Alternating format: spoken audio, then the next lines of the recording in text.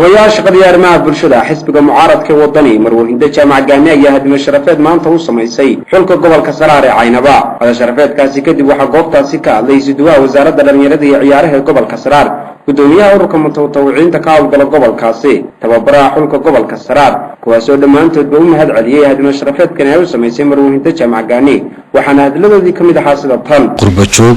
أديت هاي قد أعدوا فربنا البولية waxaan runtii aad ugu mahad celinayaa tirada yar ee garatay inuu xulku u baahan yahay in la garab istaago boqolkiiba 80 dadkii gobolka Saraar ka soo jeeday way maqan yihiin tirada yar runtii anaguna waan ugu soonaan doonaa waan xasuusan doonaa abaalmarintoodana waan u celin doonaa haddii alla idmo oo ay dawladda dambaysa maanta koow ay ka tahay maanta aynu fadhino inaan ka soo qayb galo soo dhaweynta iyo qada sharafta meesii ila u sameysay inda jaama oo waxa weeyaan xubnaha ama dadka farakutiriska mar walba ku hawlan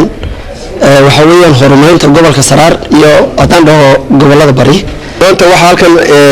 sharaf noo anigoo ugu weyn xitaa ciyaartooyda gobolka Saraar oo ka tirsanay maadaama guddiga gobolka Saraar ka tirsanahay qada sharafta ay noo sameysay marwada qaaliga hinda jaamac xirsi oo xubin aad u qiimo ugu leh gobolka Saraar ana xubin ka tirsan xisbiga wadani xogayaha arrimaha bulshada qadadan ay noo sameysay aad iyo aad baad hinda u mahadsantahay wallaah waxaan filayaa in hinda jaamac ay maanta iyadu hogaaminayso intii xafladooda la soo qabtay waa mid ku hogaaminaysa oo intii koobaad xulka gobolka Saraar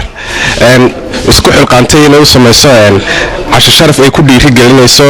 qada sharaf aad iyo aad baan uga mahadnaqaynaa ay daaran tahay qada sharaftani dhiiri gelin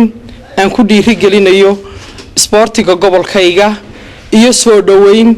aan ku soo dhaweynayo gobolkayga labaad maadaama aan ka mid ahay dadka tirada badan ee dhixyaalka u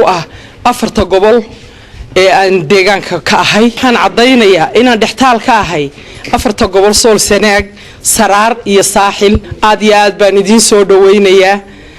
waxaan jecelahay inaan idin cadeeyo cidna ugama wakiilihi martiqaadkiinan maanta ee waa mid aan anigu gobolkayga dhalinyaradayda ka socota ee walaaladay adeeraday iyo kuwan eedada waxay habaryartaba aan ku soo dhaweynayo gobolka Togdheer waxaana hadalladii kamid ahaa sidatan waa Maxamed Ibrahim Xasan Maxamed British shabakada caalamka Runag News Bro